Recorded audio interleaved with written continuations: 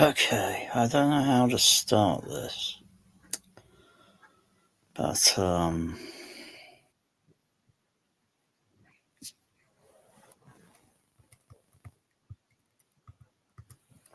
got the light turned off, so I just want to get a bit of sleep after this.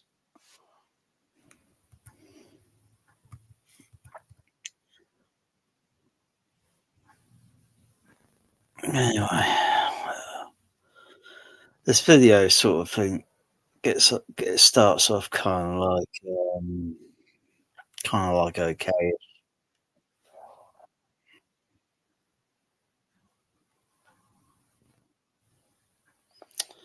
and then just near to the end, it just, oh dear, the penny drops and it just gets disgustingly, these free integrators, that's just three of many of these time sucking vampires, parasites.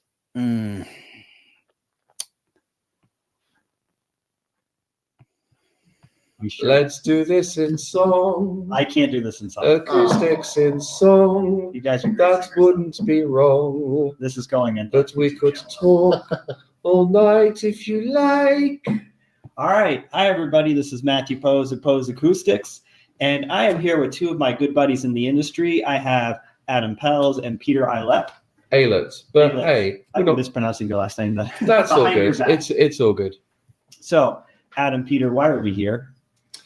We are here because for the last 2 days, we have been teaching a workshop all around the new CDS CTA RP22 recommended practice for immersive audio design.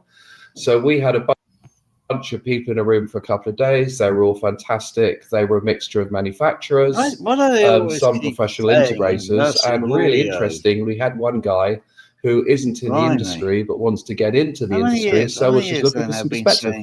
Yeah, I thought that was great that we had a wide range of people that came from different aspects of the industry, including those that are outside of it. It's a little bit long in the tooth now. Adam, what do you think was your biggest takeaway from the people coming into this? Like, kind of stuff were you seeing that you were like, yeah, this was good? For me, the most exciting part is to see the different levels of integrators that come in, but then every one of them realizes that they have a lot more to learn.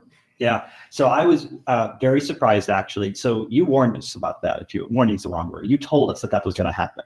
And I was thinking, yeah, I'm sure with the guys that are less seasoned, that's probably true. But there were some very seasoned veterans in there who have been operating in this industry for a long time, who were struggling with some of the engineering principles, required more help, and were very open about that. So that was true. I'm going to quote the great philosopher Donald Rumsfeld with his very famous quote that there are the known knowns, these are the things we know. There are the known unknowns, these are the things we know we don't know. And then there are the unknown unknowns. These are things we have no idea that we have no idea about. And what always happens in these sessions is we turn a lot of unknown unknowns into known unknowns. And usually when we teach these courses, we have a bunch of people coming in, really, really good people, that come in thinking that they are cinema, theatre, design heroes. And they all leave going, crap, I have got a lot more to learn. And the great thing about that, and I think it's the same for all of us, it's the same for Matt, it's the same for Adam, it's definitely the same for me, that the more you know, the more you realize that there is so much more to be learned. And anyone, be you a hobbyist or be you a professional, if you think you know everything, what that probably means is that you actually don't know very much. Yeah, I think that's really true. I find sometimes that when I'm with people that are smarter than me, and there are plenty of people smarter than me, that I question how much I actually know and whether I should even be doing this. And then I go back into doing it and realize, well, I know enough to get by, but it's important to learn that new stuff and to recognize what's out there. I think the other big takeaway you brought up was the willingness to bring in help on the stuff you don't know.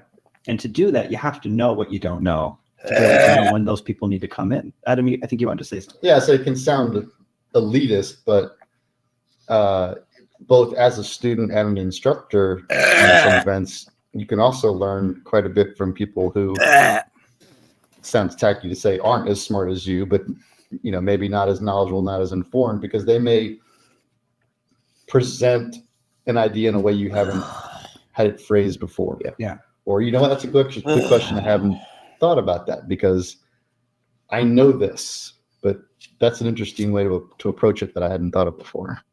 Yeah, I think we do learn a lot from the other students. The other thing that I learned from this, so I've been teaching, but not this, for years.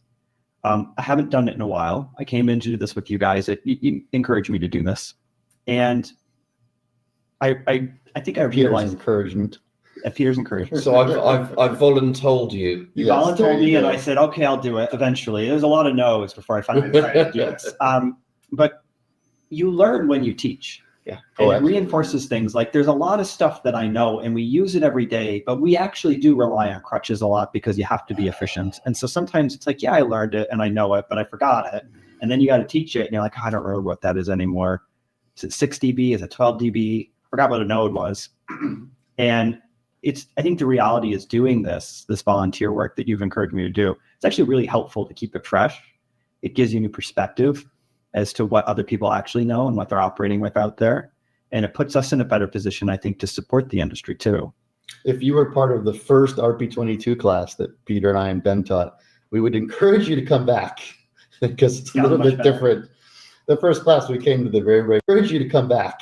The first RP22 class that Peter and I and Ben taught, we would encourage you to come back. Why would you want to come back? Think about it. Why would you want to come back? Just so you can just throw more tens of thousands of dollars at these parasites? Gosh, they must be really desperate. They should go out and get themselves a real job, maybe working at Burger King or something. Because obviously to do what it is, it's just knowing something, and then it's not like someone that's skilled in bricking, a brickie or something, and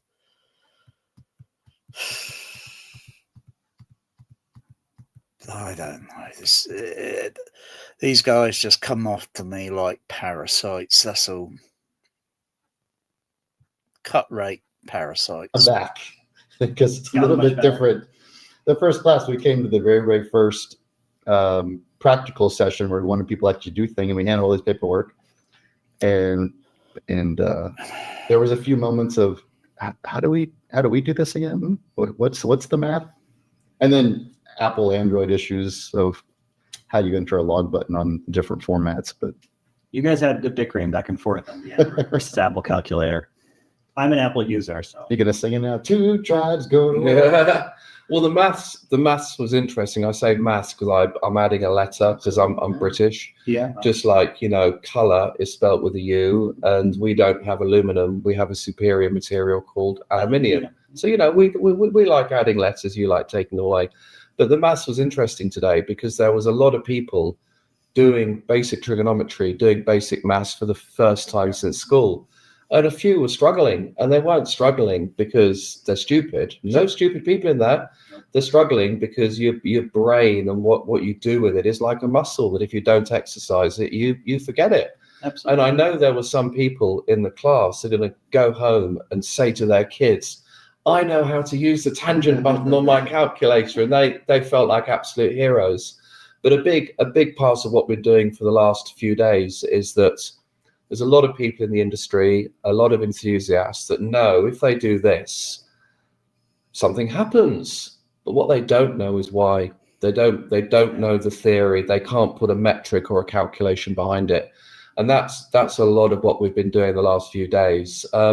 Simple things like we all know that in a theatre, in a cinema, if you sit in the reference seating position, you have no sound pressure level difference between all the speakers. They're calibrated with the pink noise so that at that reference position, Doesn't he they're have all- great pink noise, by the way? I do. really good. I'm a good signal Take generator. noise off and see who's the best at it.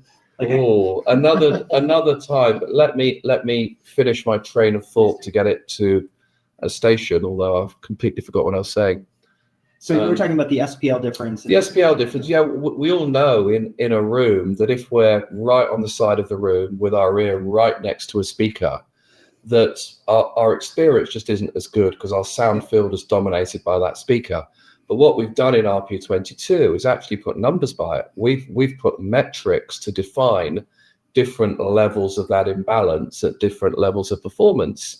And everyone today was using propagation loss calculations. So they were using the log button on their calculator, which is a bit scary, to work this out from an engineering perspective, which I think to most people in that class was a revelation. They knew that this was a problem. They never knew how to quantify it. Well, I think all of us, when we design theaters and we have to interface with the client's team, which often includes interior designers,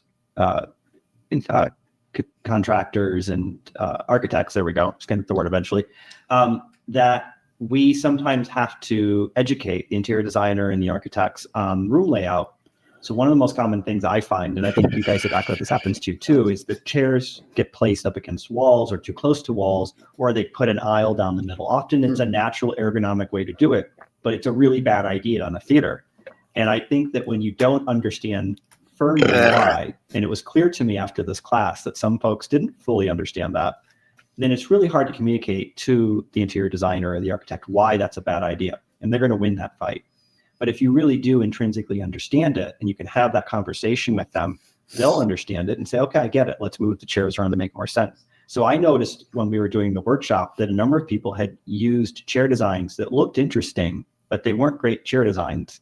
And they realized once they calculated that they had a bunch of these level 0 seats, they really didn't have any good seats, and it wasn't a great layout. But it was fixable. In one case, it was fixable by literally they had two chair arrangements right next to each other. If they moved to a single 3 chair, they fixed the problem. Yeah. Seating's so important. In every design I do, my first conversation with a customer is, what are you going to use the room for? And people are often a little bit taken aback with that question because they go, well, it's a theatre, I'm going to watch movies. But when you then introduce all the other things that it's possible to use that room for, the room then becomes much, much better value. Because rather than being a dedicated room just to use for that, they can use it for multiple things. And I'm not a fan of these words, theatre, cinema, media room. I generally don't know the difference in a dedicated theatre and a media room. To me, it's performance driven. What level of performance are we going to bring? The fact there's a bar at the back, so what? The fact there's a pool table behind the back row seats, so what? When the lights are off and the room's in use, that room can be just as high performance as any other. And mixed use rooms are fantastic because you're giving up all that space in your house. You're spending all of that money on kit. Why not use that space and use that kit for more things so it becomes absolutely the family's favorite room in the house? I think that that's smart. So I don't know if we disagree. We had some banter, which apparently people liked. That all that money on kit. Why not use that space and use that kit for more things so it becomes absolutely the family's favorite room in the house? I think that that's smart. So I don't know if we disagree. We had some banter, which apparently people liked. And I appreciated doing it. I think that I actually learned by expressing my opinions, hearing somebody else's. But one of the things you were sharing a lot about, and I didn't have a chance to raise this, but it has to do with the conversation you have during discovery. So one of the things I've taken to doing is trying to understand a bit of their life history that brought them to the point of wanting this in the first place. Sure. And in some cases, I've had interesting experiences where people will tell me that when they were a child, I mean, one of my clients is older, by 70s, and he was telling me stories about going to the cinema with his dad. His dad would take him to some of the classics, so black and white films that would have been CinemaScope. So by him telling me about this and how the reason he likes it now is these fond memories, I knew when I was designing for him, I need a scope screen. I need masking. I need to make this recreate for him in a modern sense the experience he had as a kid, because that's why he's into it now. It's very emotive. Yeah. And so for me, a lot of the discovery is understanding the passion that's driven to them. Now, I have sometimes people who say to me, this is a show pony. I'm going to use it twice a year. I don't care about it.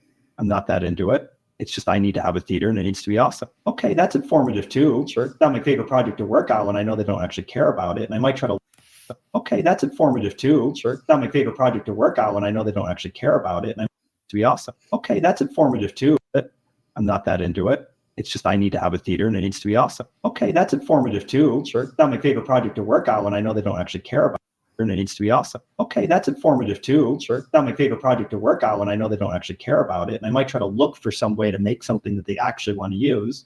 It is our job. Let's have some banter about this. Sure. Is our job to give the customer what they want, or is our job to drag out of them to discover actually what it is that they need, actually what it is that is discover actually they want? It's our job. Let's have some banter about this. Way to make something that they actually want to use. It is our job. Let's have some banter about this. Sure. Is our job to give the customer what they want, or is our job to drag out of them to discover actually what it is that, or have some banter about this? Sure. Is our job to give the customer what they want, or is our job to drag out of them to discover actually want, or is our job to drag out of them to discover what they want, or is our job to drag out of them to discover actually what it is that they need, actually what it is that is going to enrich theirs and their whole family life? Because many people think a theatre is exactly that. It's that single special room to be used twice a year on special occasions. And for some people, maybe that is the right answer. But I suspect for the majority of people, that's just not good value. Yeah, I That don't really isn't disagree good with value. that. And it's more than just trying to drag it out of them too. One of the things that I enjoy most about typically being the last person that the client interacts with before they actually get to use the room is, I do an hour, 2 hour, 3 hour client demo handoff. And for most of these people, it's a theater room. They're just going to watch movies in it. My demo starts with quite a lot of just 2-channel music. And I'm still surprised, even though I shouldn't be sometimes, that I'll judge somebody ahead of time and I'll think to myself, I'm going to get through 3 or 4 songs and they're going to be asking me, when are we going to start the movies? And almost every time I'm like, okay, well, we'll start the movies now, but can you play this song that I really, really like? Yeah. And my favorite story, years back. So I work with a builder quite a bit, and we always try and overlap. So he's finishing the construction as I'm just starting the commissioning of the product. So if something's wrong, he can help me fix it. But this particular job, client's second or third home, we weren't able to get everything scheduled right. So it was about a year before I got down there to do the calibration of the project. So the client had been using the room for about a year. And I came down, did my work, did my calibration, and started my demo process. And I'm starting with a bunch of music. And the wife is sitting next to me. And I'm on like the 3rd song, and she's got her hand on my arm. A little uncomfortable. I'm like, her husband's sitting right there. I'm not quite sure what's going on. And then she's like really digging into me. And I look over and tears are starting to come out of her eye. And now I'm thinking, well, maybe I've done something wrong. Stop the song. And she says, we've been using this room for a year. And it never even occurred to me that we could listen to music from here. Brilliant. And the best part of the story is I sent the client the invoice, and he sent it to his wife, and he sent me her reply, which was $25,000 is an awful lot for a calibration, but which was $25,000 is an awful lot for a calibration, but which was $25,000 is an awful lot for a calibration, but it was way $25,000 is an awful lot for a calibration, but it was way worth it. Go ahead and pay the $5,000 is an awful lot for a calibration, but it was $25,000 is an awful lot for a calibration, but it was way worth it. Go ahead and pay the invoice. She'd add a lot for a calibration, but it was way worth it. Go ahead and pay the invoice. She'd added 0 to it. But it was way worth it. Go ahead and pay the invoice. she'd added a zero to it. I was only charging $2,500 for the calibration. Back at that time, she'd added a zero to it. I was only charging $2,500 for the calibration. Back at that time, zero to it. I was only charging $2,500 for the calibration. Back at that time, but she thought it was $2,500 for the calibration. Back at that time, but she thought it was worth an extra zero on the end of it. So I said, split the difference with me or something. Yeah, $25,000 a calibration. An extra zero on the end of it. So I said, split the difference with me or something. Yeah, $25,000 a calibration. The beers tonight are on Absolutely. you. The difference with me or something. Yeah, $25,000 a calibration. The beers tonight are on Absolutely. you. Absolutely. Maybe to end this video, what we should say is now the new going rate for Right. calibration is $25,000. I'm sorry if you say is now the new going rate for Right. calibration is $25,000. I'm sorry. We should say is now the new going rate for Right. calibration is $25,000. I'm sorry if you feel that's a lot. The new going rate for Right. calibration is $25,000. I'm sorry if you feel that's a lot, but it is well worth it. Well worth it. It is well worth it.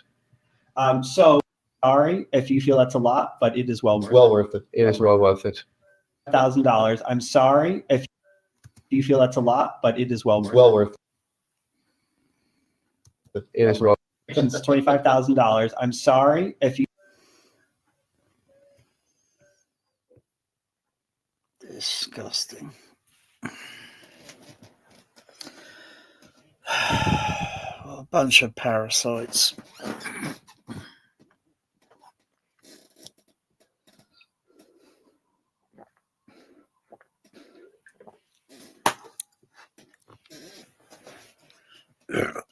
$25,000, and for how long?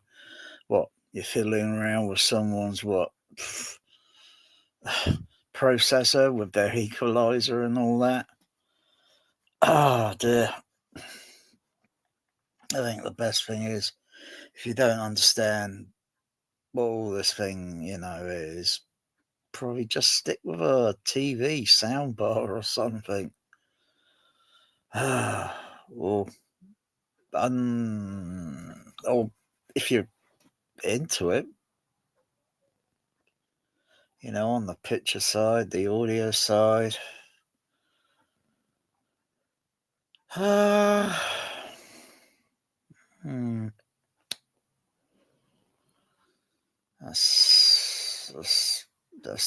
That's not.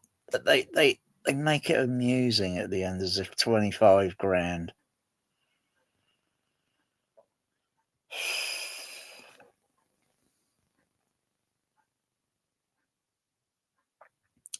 Just for fiddling around with the equalizer and setting up a microphone or a few microphone, and as if it's a bloody hard day's work.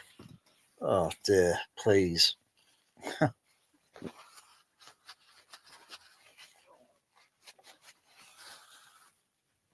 $25K. Seriously, for a few hours. Most people don't even earn that. Flipping Burger Kings for their wage take-home salary for a month. No one makes that sort of money. If they were, they'd be bloody rich. Yeah. Shame on these people. Frankly, I wouldn't have any one of these characters in my home tampering around with my system. I wouldn't. EQ and all that, it's a mystery, and well, especially when you got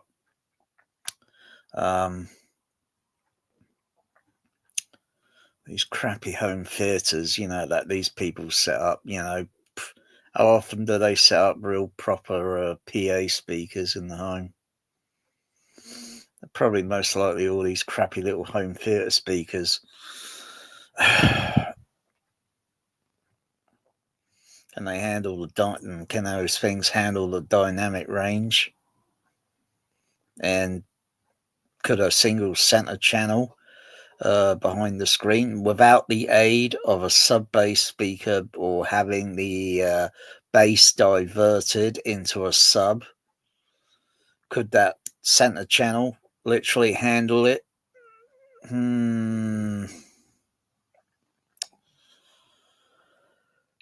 Oh dear.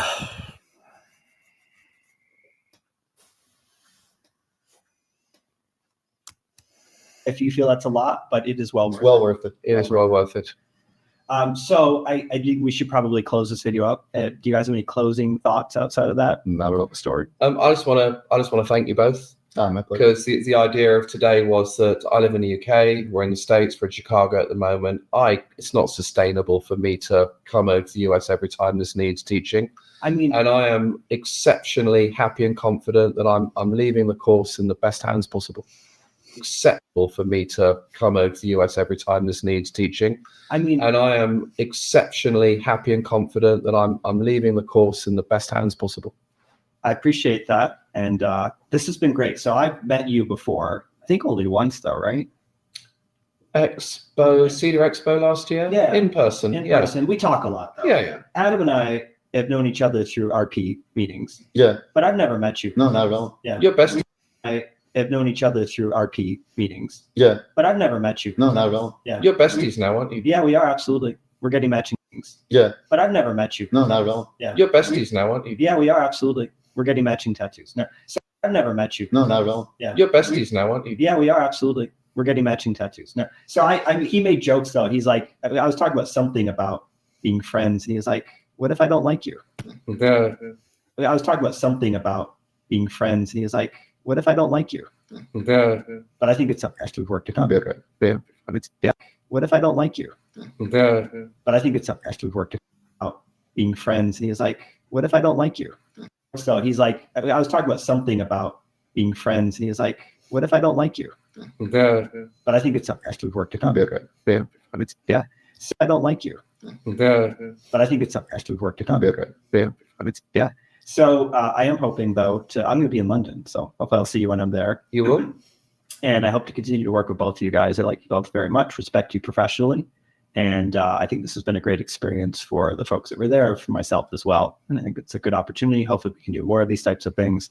I'd love to do more videos with you guys, but I know that you are world travelers. So we'll have to look for that 1 or 2 times a year that I can get you. Find the right time zones. Yeah. We could do it remotely. Absolutely. All right. Well, thank you again. Find the right time zones. Yeah. We could do it remotely. Absolutely. All right. Yeah, that I can get you. Find the right time zones. Yeah. We could do it remotely. Absolutely. All right. Well, thank you again. Thank you. All right. Well, thanks for watching the videos, everybody, and keep on watching. Be sure. Let's do this in song. I can't.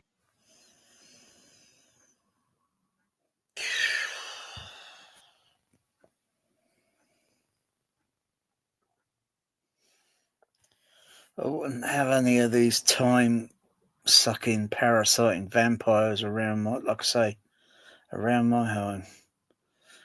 Try and avoid these integrators. I mean, you buy a system and all this, blah, blah, blah. I suppose it's look around. Who you know? Do you know any friends? They might be skilled in, well, skilled. I mean, they learn the skill at school and then they go on a bit further with that skill and then they get until they're like certified and all that. Certified. It's just a bloody word for crying out loud. Basically skilled, all right? So you got someone that could do woodwork. Woodwork's pretty essential to building something. Someone that can, you know, craft things and such. Some of it would be just aesthetics, looks, and some of it would be maybe practical for whatever you want, whatever the system is going to be designed for. Yeah, but seriously, calibrating a room for 25 grand. That's despicable. End of. Anyway, you just turn it on here. That's how I'm turning off now. So yeah, 25k is despicable.